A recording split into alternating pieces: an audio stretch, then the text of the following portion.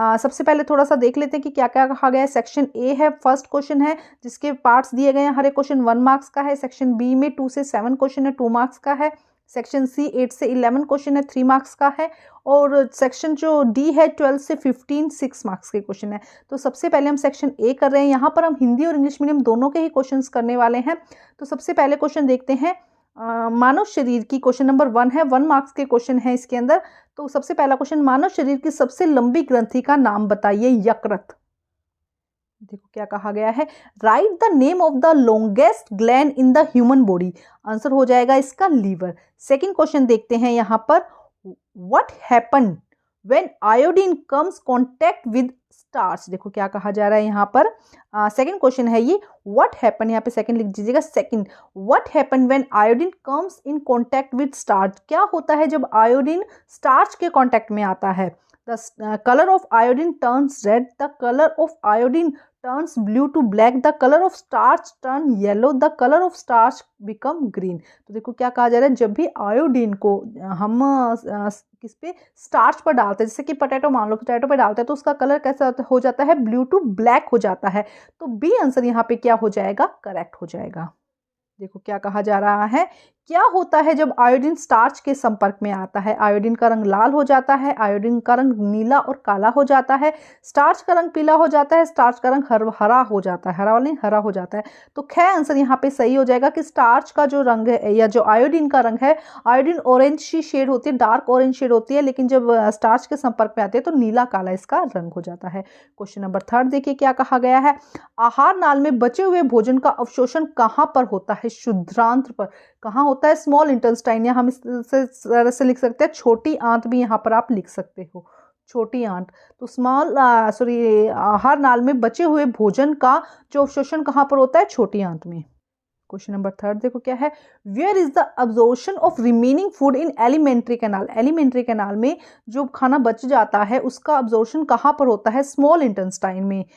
यहाँ पर आंसर सही हो जाएगा। क्वेश्चन नंबर 4 देखिए, right the name of any two natural indicator. Natural indicator, indicator क्या करते हैं, हमें एसिड और बेस के बारे में बताते हैं। तो आपको 2 नेचुरल जो इंडिकेटर्स है उसके नाम बताने हैं, टर्मरिक एंड लिटमस। 2 आंसर हो जाएंगे, टर्मरिक एंड लिटमस। यहाँ से क्वेश्चन कई बार आता है। देखिए क्या कहा गया, किन्हीं 2 प्राकृतिक सूचकों के नाम बताइए, हल्दी और लिटमस। क्वेश्चन नंबर 5 देखिए क्या कहा गया, एसिटिक अम्ल किस में पाया जाता है। एसिटिक अम्ल किस में पाया जाता है, सिरका में। विनेगर जो हम यूज करते हैं सिरका, उसमें पाया जाता है। क्वेश्चन नंबर 5 देखिए क्या, ये सब क्वेश्चन 1 मार्क्स के हैं। Acetic acid is found in vinegar. Vinegar यहाँ पे इसका आंसर सही हो जाएगा। क्वेश्चन नंबर 6 देखिए क्या कहा गया है।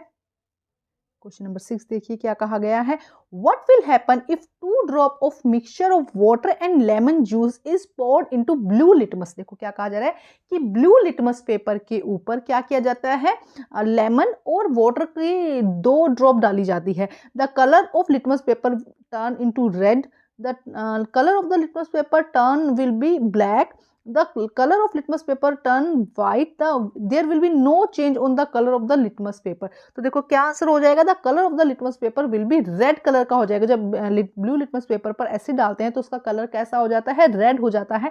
तो ए आंसर यहाँ पे करेक्ट हो जाएगा। तो देखिए 6, अगर पानी और नींबू के रस के मिश्रण की 2 बूंदें नीले लिटमस पेपर पर डाली जाती है तो क्या होगा, लिटमस पत्र का रंग लाल हो जाएगा। ए आंसर हमारा यहाँ पर सही हो जाएगा। नेक्स्ट देखते हैं क्या कहा गया है। क्वेश्चन नंबर 7 देखिए, पत्तियों के बाद खाद बनना एक भौतिक प्रक्रिया है, सत्य और असत्य बताना है। तो जो पत्तियों के बाद खाद बनना है वो भौतिक प्रक्रिया नहीं, रासायनिक प्रक्रिया है। क्या हो जाएगा, असत्य हो जाएगा। देखो क्या है, composting of the leave is a physical process. Manure जिसमें बनता है, मेन्योर कह सकते हैं, मेन्योर बनना, या composting of the leaves is a physical process, no it is a chemical process. तो ये क्या हो जाएगा, स्टेटमेंट फॉल्स हो जाएगा। क्वेश्चन नंबर 8 देखिए क्या कहा गया है, right the necessary condition for rusting. Rusting जंग लगने के लिए जो नेसेसरी कंडीशंस है वो क्या है, वाटर वेपर होना चाहिए, एयर होनी चाहिए, एयर में ऑक्सीजन होनी चाहिए। तो क्या है, वाटर वेपर एंड एयर, या लिख सकते हैं या ऑक्सीजन लिख सकते हैं। देखो क्या कहा जा रहा है, जंग लगने के लिए आवश्यक स्थितियां लिखिए। तो जलवाष्प होनी चाहिए, हवा होनी चाहिए, हवा में ऑक्सीजन होना चाहिए। क्वेश्चन नंबर 9 देखते हैं क्या कहा गया है यहाँ पर, जल का बर्फ में बदलना और फिर बर्फ का जल में बदलना किस प्रकार का परिवर्तन है? एक भौतिक परिवर्तन है। देखो क्या कहा गया, क्वेश्चन पूरा देखते हैं। जल का बर्फ में बदलना और फिर बर्फ का जल में बदलना, मतलब जल को क्या किया, पहले फ्रिज में रख के बर्फ बनाई है, फिर बर्फ को बाहर निकालकर फिर जल में बदला है। तो ये परिवर्तन क्या है? भौतिक परिवर्तन, रासायनिक, जैविक या नाभिकीय? तो इसका आंसर क्या आ जाएगा? ये भौतिक प्रक्रिया। यहाँ पे कोई रासायनिक क्रिया नहीं हुई, ये कैसा परिवर्तन है? भौतिक परिवर्तन। ए आंसर यहाँ पे क्या हो जाएगा? सही हो जाएगा। देखो क्या क्वेश्चन कहा गया है, what type of change in the transformation of water into ice and then the transformation of ice into water?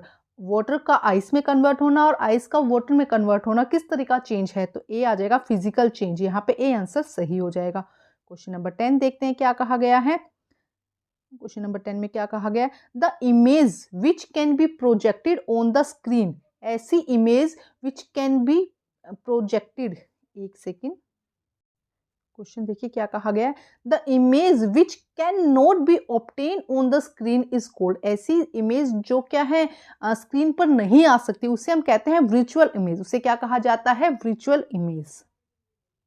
देखो क्या क्वेश्चन कहा गया है, जिस प्रतिबिंब को पर्दे पर प्राप्त नहीं किया जा सकता वह कहलाता है आभासी प्रतिबिंब। क्वेश्चन नंबर 11 देखते हैं क्या कहा गया है, अवतल दर्पण सदैव वास्तविक प्रतिबिंब बनाता है, सत्य और असत्य। असत्य, तो अवतल दर्पण हमेशा कैसा बनाता है? वास्तविक प्रतिबिंब नहीं बनाता है, ये क्या बनाता है? आभासी प्रतिबिंब बनाता है। तो अवतल दर्पण सदैव वास्तविक प्रतिबिंब बनाता है, ये क्या हो जाएगी? स्टेटमेंट गलत हो जाएगी। इसका आंसर क्या हो जाएगा? असत्य। यहाँ पे सही और गलत आपको बताने थे। क्वेश्चन नंबर 11 देखिए, a concave mirror always form a real image, तो ये स्टेटमेंट कैसी हो जाएगी? फॉल्स। ऐसा नहीं होता है, रियल इमेज नहीं आती, वर्चुअल इमेज आती है। क्वेश्चन नंबर 12 देखिए, a prism scattered white light into how many colours, जो प्रिज्म है इस तरह का प्रिज्म होता है, जब उसको व्हाइट लाइट के सामने रखते हैं तो वो लाइट को स्कैटर्ड कर देता है, कितने कलर्स बनते हैं?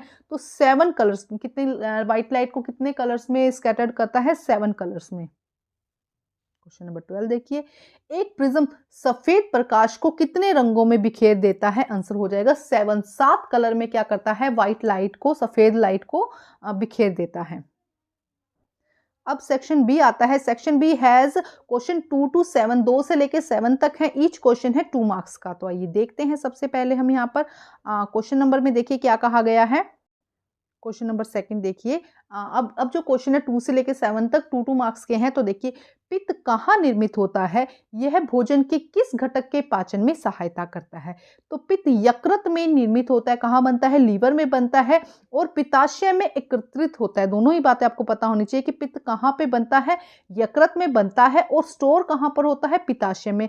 यह भोजन के किस घटक के पाचन में सहायता करता है? यह भोजन के वसा के पाचन में, जो फैट होता है उसके डाइजेशन में क्या करता है? हेल्प करता है। क्वेश्चन देखिए क्या है, where is bile produce, bile कहां पे प्रोड्यूस होता है?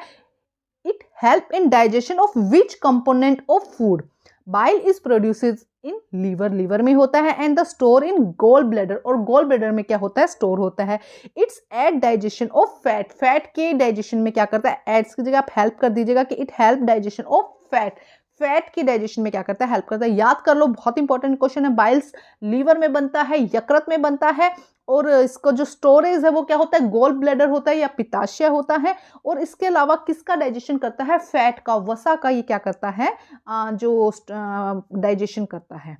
नेक्स्ट क्वेश्चन, क्वेश्चन नंबर 3 देखिए, if you are suffering from hyper acidities why do you take antacid tablet, explain. देखो क्या कह रहे हैं कि अगर आपको हाइपर एसिडिटी, बहुत ज्यादा एसिडिटी हो रही है, then you take antacid, antacid लिया जाता है, जिसे हम डाइजिन लेते हैं। वो क्या होता है? एक एंटा एसिड होता है। वाई, इसमें क्या है?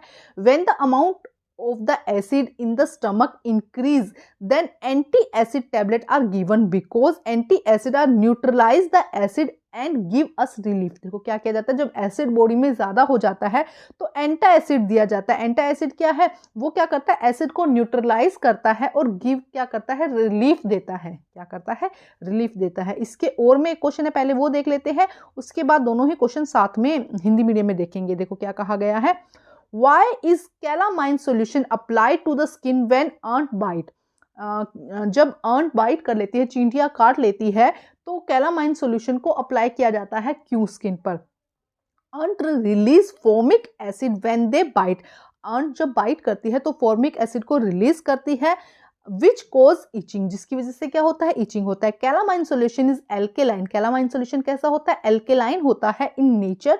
It neutralize the acid, same देखो वही है, ये क्या करता है, न्यूट्रलाइज करता है एसिड को, therefore providing relief from pain, जिससे कि जो एसिड की वजह से जो पेन हो रहा है उससे हमें क्या मिलता है, रिलीफ मिलता है।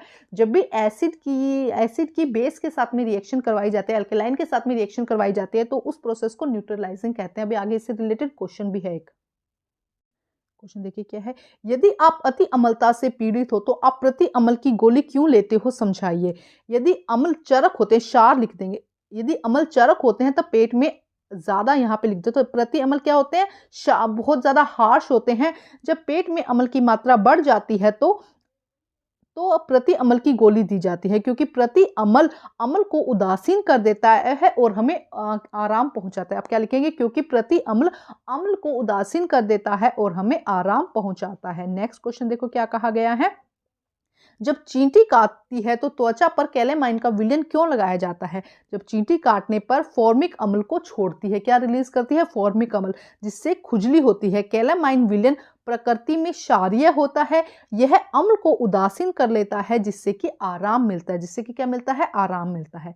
नेक्स्ट क्वेश्चन देखिए क्या कहा गया है, क्वेश्चन नंबर 4, अम्ल और क्षार के बीच में अंतर बताइए। अम्ल और क्षार के बीच में 2 नंबर का है, आपको अंतर बताना है।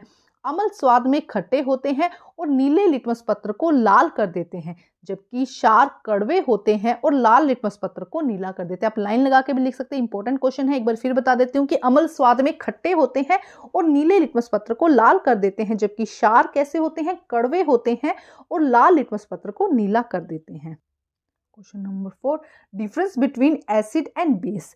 Acids are sour in taste and turn blue litmus paper red, while bases are bitter and turn red litmus paper to blue. Okay, आपको ये ध्यान रखना है कि एसिड जो है वो सॉर होते हैं, खट्टे होते हैं, जबकि बेसिस कैसे होते हैं, बिटर होते हैं। अब देखते हैं नेक्स्ट क्वेश्चन, क्वेश्चन नंबर यहाँ पे 5th देखते हैं क्या कहा गया क्वेश्चन नंबर 5th में। देखो सेकंड यहाँ पे, हाँ अब देखो क्या कहा गया है, explain why is painting and iron gate protect from it rusting. देखो क्या कहा जा रहा है कि एक्सप्लेन करना है कि वाई, जब हम किसी को पेंट कर देते हैं आयरन गेट को, तो वो क्या करता है, उसको रस्टिंग से बचाता है। When iron comes in contact with air and water it become rust. जब आयरन किसी भी एयर और वाटर के कांटेक्ट में आता है तो वो किस में कन्वर्ट हो जाता है, रस्ट में। When the iron gate is painted, जब आयरन गेट को पेंट कर दिया जाता है, it break the contact between air moisture and iron. ये क्या करता है, आयरन, जैसे कि इस दरवाजे को मान लो, ये दरवाजा है, ये क्या है, एयर और वाटर के सीधे कांटेक्ट में है। अगर इस पे क्या कर दिया गया है, पेंट कर दिया गया है, तो ये कांटेक्ट हट गया है। It break to contact between air moisture and iron due to which the iron can not rust, जिससे कि क्या होता है, आयरन पे रस्टिंग नहीं होते। This is called galvanisation. यहाँ पे गलत लिखा गया है, जिसे क्या कहते हैं, गैल्वेनाइजेशन कहा जाता है। देखो क्या कहा गया क्वेश्चन नंबर 5, समझाइए कि लोहे के गेट को पेंट करने से उसका जंग लगने से बचाव किस कारण से होता है। मतलब कि जब उस पे पेंट कर दिया जाता है तो जो जंग नहीं लगता वो किस कारण से नहीं लगता। जब लोहा हवा और पानी के संपर्क में आता है तब लोहे पर जंग लगता है। कब लगता है, जब वो हवा और पानी के संपर्क में आता है। जब लोहे के गेट को पेंट किया जाता है तो वह हवा, नमी और लोहे के बीच के संपर्क को विच्छेद कर देता है, मतलब ब्रेक कर देता है, जिससे कि कांटेक्ट में नहीं आते, जिससे कि लोहे पर जंग नहीं लगता है। इसे यशद लेपन या गैल्वेनाइजेशन भी कहा जाता है। प्रश्न नंबर 6 देखिए, रासायनिक व भौतिक परिवर्तन में उदाहरण, वह नहीं वह आएगा, रासायनिक व भौतिक परिवर्तन में उदाहरण सहित अंतर बताइए आपको। तो पहले देखते हैं रासायनिक परिवर्तन, वह परिवर्तन जिसमें एक से अधिक नए पदार्थ बनते हैं रासायनिक परिवर्तन कहलाता है। इसमें कोई नया पदार्थ बनता है। देखो रासायनिक परिवर्तन में क्या होता है, एक से अधिक नए पदार्थ बनता है, उदाहरण दूध से दही बनना। और इसमें ये भी लिख सकते हैं कि इसमें कोई रासायनिक क्रिया होती है। देखो कुछ क्वेश्चंस में हम आंसर ऐड कर सकते हैं कि वह परिवर्तन जिसमें एक से अधिक नए पदार्थ बनते हैं और क्या होती है, कोई रासायनिक अभिक्रिया होती है, उसे हम क्या कहते हैं, रासायनिक परिवर्तन कहते हैं, जैसे कि दूध से दही बनना।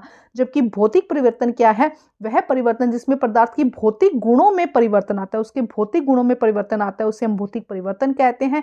इसमें कोई नया पदार्थ नहीं बनता है, यह परिवर्तन उत्क्रमणीय परिवर्तन होता है। मतलब कि पानी से क्या बना सकते हो आप, पानी से बर्फ बना सकते हो, बर्फ से पानी बना सकते हो, मतलब उसको रिवर्सिबल होता है।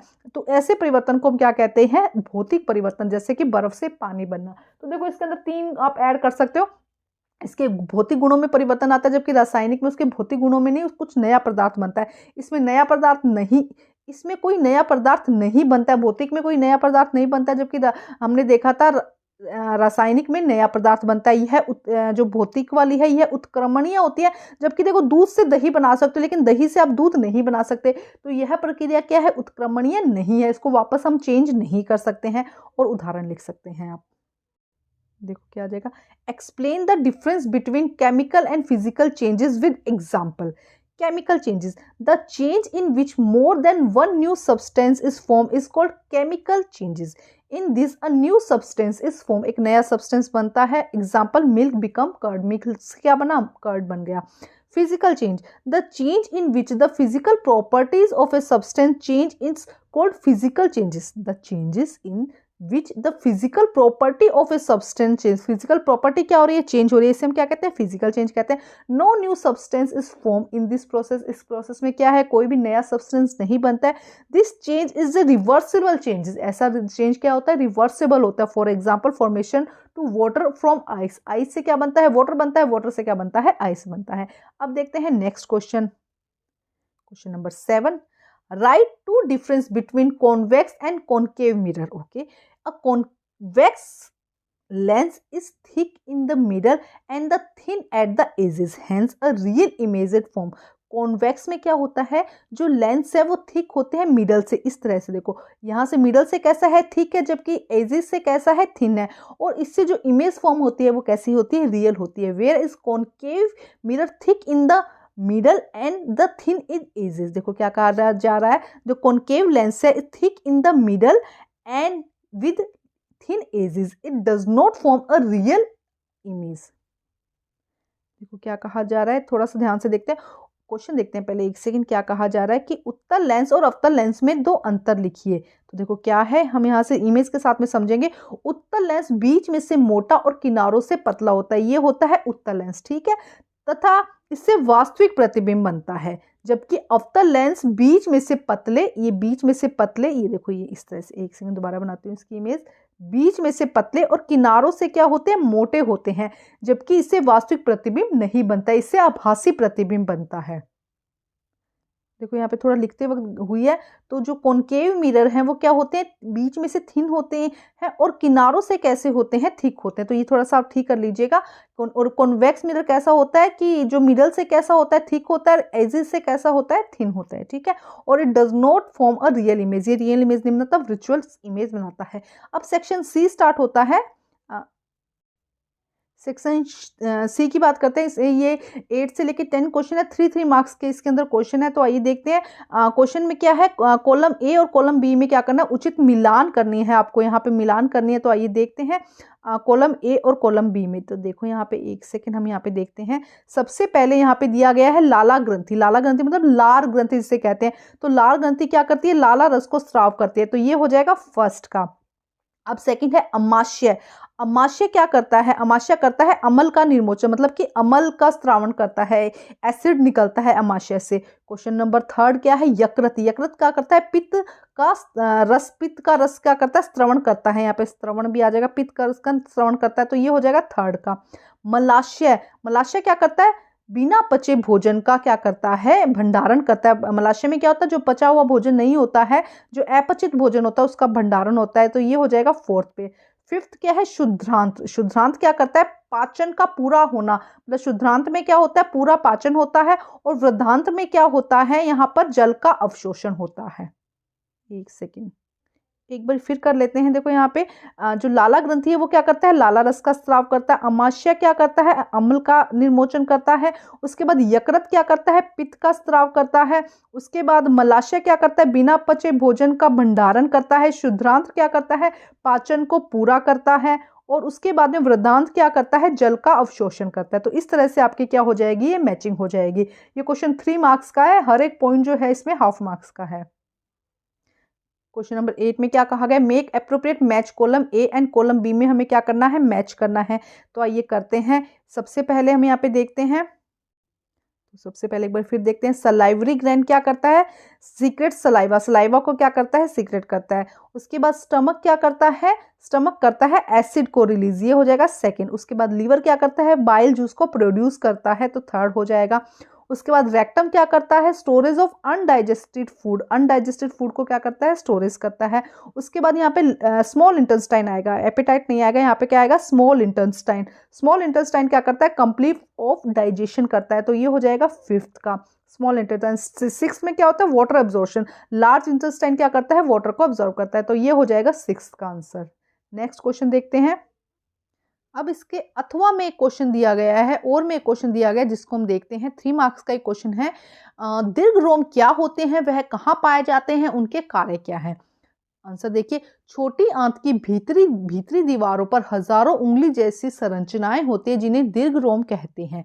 दीर्घ रोम छोटी आंत में पाए जाते हैं। दीर्घ रोम बचे हुए भोजन के पाचन क्षेत्र को बढ़ा देते हैं, पाचन का जो क्षेत्र है उसे बढ़ा देते हैं। प्रत्येक दीर्घ रोम में सूक्ष्म रुधिर वाहिकाओं का जाल होता है, जलने जाल होता है। दीर्घ रोम की सतह पर बचे हुए भोजन का अवशोषण होता है, बचे हुए नहीं, पचे हुए भोजन का। देखो लिखते हुए थोड़ी सी मिस्टेक हो जाती है, तो देखो क्या है, ये छोटी आंत की दीवार, तो इस पर इस तरह से उंगली नुमा उभार होते हैं, हजारों उंगली नुमा उभार होते हैं, जिन्हें दीर्घ रोम कहते हैं। ये छोटी आंत में पाए जाते हैं और पचे हुए भोजन का जो अवशोषण क्षेत्र है, टालनी अवशोषण क्षेत्र है, उसको क्या कर देते हैं, बढ़ा देते हैं। अवशोषण क्षेत्र को क्या करते हैं, बढ़ा देते हैं। प्रत्येक दीर्घ रोम में सूक्ष्म रुधिर वाहिकाओं का जाल होता है और दीर्घ रोम की सतह पर पचे हुए भोजन के अवशोषण में ये हेल्प करते हैं। देखते हैं इसके और का question, what are villi, where are they found, what are their function. On the inner wall of small intestine there are thousands of finger like projector या finger like projection, finger like structures are called villi. Long hair are found in the small intestine. Long hair या villi are present in the small intestine. Villi आएगा, long hair नहीं आएगा। Villi increase the area of remaining food, remaining देखो वो जब लिखा उसमें तो क्या आएगा, अनडाइजेस्टेड फूड, यहाँ पे क्या आएगा, digested food. Each long air contain water from microscopic blood vessels, the remaining food, remaining नहीं, digested food it absorb on the surface of the villi. देखो थोड़ा वक्त लिखते मिस्टेक हुई है, ध्यान से इस क्वेश्चन को समझते हैं पहले।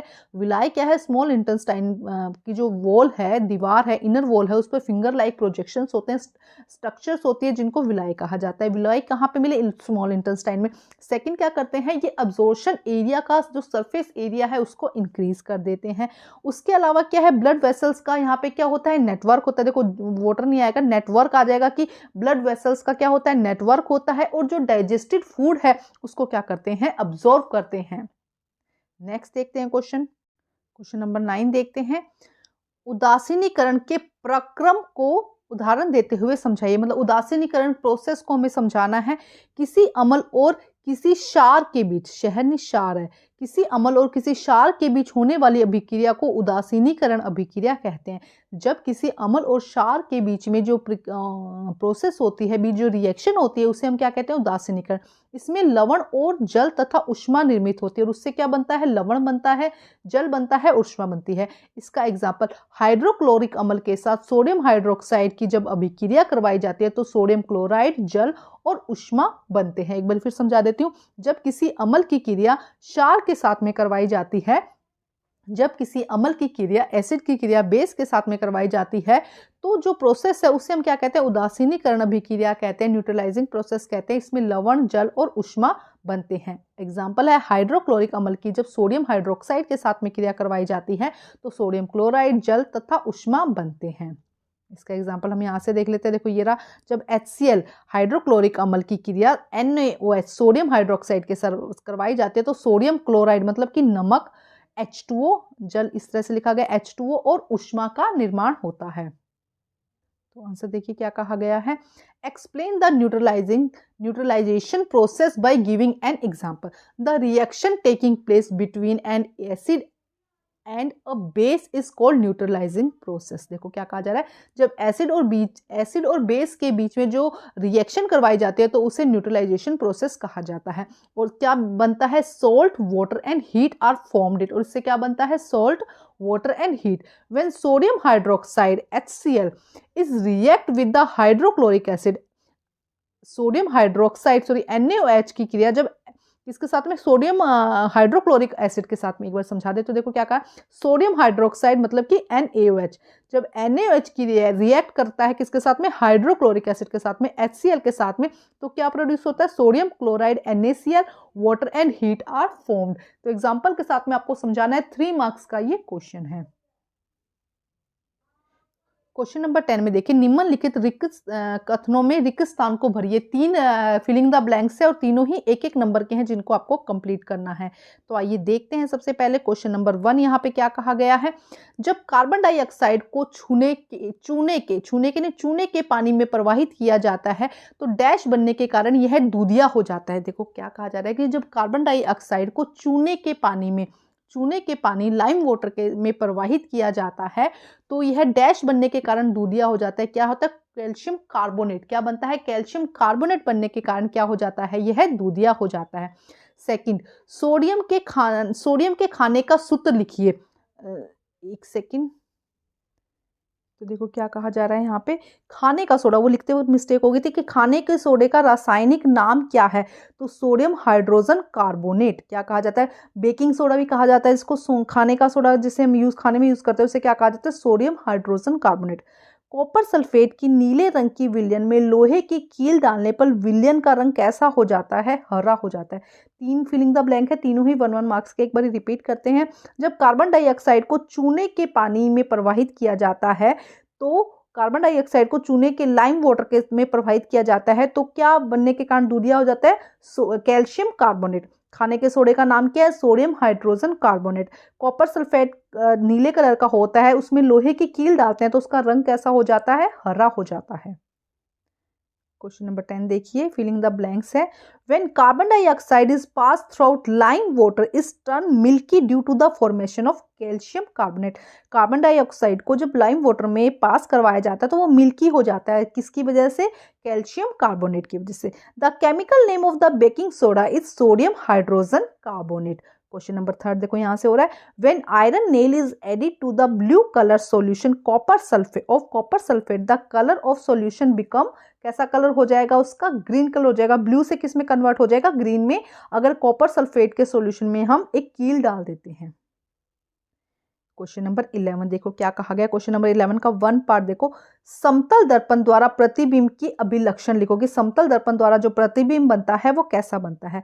समतल दर्पण में प्रतिबिंब दर्पण के पीछे बनता है और सीधा और समान आकार का, दर्पण से जितनी दूरी वस्तु की होती है उतनी ही दूरी पर प्रतिबिंब बनता है। देखो 3-4 बातें बोली गई है, एक तो दर्पण के पीछे बनता है, सीधा बनता है, समान आकार का, जितना बिंब का आकार होता है उतना ही उसका आकार होता है, और दर्पण से जितनी वस्तु, अगर दर्पण में जैसे कि यहाँ पर वस्तु रखिए तो प्रतिबिंब भी यही बनेगा, अगर यहाँ रखिए तो प्रतिबिंब यहाँ बनेगा, तो जितनी दूरी पर वस्तु होगी उतनी ही दूरी पर प्रतिबिंब बनेगा। इसका फर्स्ट पार्ट।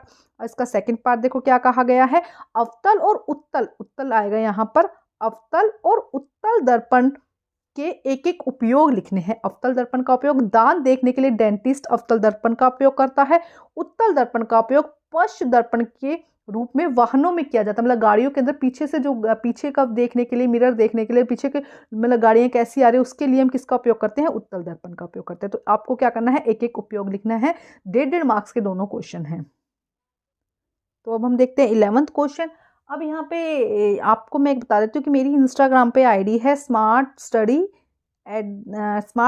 10 के नाम से है, SMAR_TSTUDY 10 स्मार्ट स्टडी टाइम के नाम से, वहाँ पर आपको शॉर्ट में सब चीज़ें मिल जाएंगी, चाहे आंसर्स की हो, चाहे हम इसके अलावा कोई नोटिफिकेशन हो, वो शॉर्ट में मिलेगा, जिससे कि आप जल्दी से आपके टाइम भी बचे तो आप फटाफट उसको देख भी लगे। तो उसको प्लीज़ लाइक कर लीजिएगा, उसको फॉलो कर लीजिएगा, जिससे कि जल्दी से जल्दी और ज़्यादा से ज़्यादा इन्फॉर्मेशन आपको मिले। आपको मेरे चैनल पर सभी सैम्पल पेपर मिल जाएंगे। आप वीडियो को लाइक कर दीजिएगा। अगर कोई क्वेश्चन है कमेंट करके आप ज़रूर पूछिएगा कि क्या कुछ अगर प्रॉब्लम आ रही है, कुछ समझ में नहीं आ रहा है, तो आप उसमें कमेंट ज़रूर कर दीजिएगा।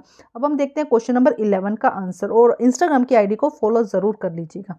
नेक्स्ट देखो, write the characteristic of the image by a plane mirror. Plane mirror से जो इमेज बनती है उसके बारे में आपको बताना है। A plane mirror in the image form in the behind the mirror, it is straight, equal size and at the same distance as the object from the mirror. 3-4 बातें बोली गई है कि बिहाइंड द मिरर बनता है, straight होता है, equal होता है, उसके अलावा same distance as the object is form from the mirror. Next देखते हैं क्वेश्चन नंबर, इसका बी पार्ट देखते हैं। Write one uses of the concave and convex mirror. Concave mirror, dentist use concave mirror to view teeth. दांत देखने के लिए dentist इसका यूज करते हैं। Convex mirror use in mirror as a rear view mirror. जो व्हीकल के अंदर जो यूज किया जाता है रियर व्यू के लिए, पीछे का व्यू देखने के लिए, वो किसका यूज किया जाता है? कॉन्वेक्स मिरर का। अब सेक्शन डी आता है। सेक्शन डी के अंदर क्वेश्चन 12 to 15 है, और ये क्वेश्चन केस स्टडी पे होते हैं, मतलब कि आपको एक पैराग्राफ दिया जाएगा और उससे से रिलेटेड क्वेश्चंस होंगे। 3 क्वेश्चंस आपको करने होंगे और हर क्वेश्चन 2 मार्क्स का होगा। तो अभी वीडियो बहुत लंबा हो गया है, सेक्शन डी को हम बाद में करेंगे। आप मुझे कमेंट करके बताइएगा कि क्या आप चाहते हैं कि इस तरह के क्वेश्चंस मैं आपको करवाऊं, क्योंकि 3 पैराग्राफ होंगे और उनमें 3-3 क्वेश्चंस दिए होंगे जो कि आसान होते हैं। अगर आप कमेंट करके कहेंगे तो ज़रूर मैं उनको भी बना दूंगी आपकी प्रैक्टिस के लिए। इसी तरह के सभी सैंपल पेपर आपको मेरे चैनल पर मिल जाएंगे। तो प्लीज़ वीडियो को लाइक ज़रूर कर दीजिएगा और शेयर करिएगा, जिससे कि आपके फ्रेंड्स के बीच में हेल्प हो सके। Thank you guys.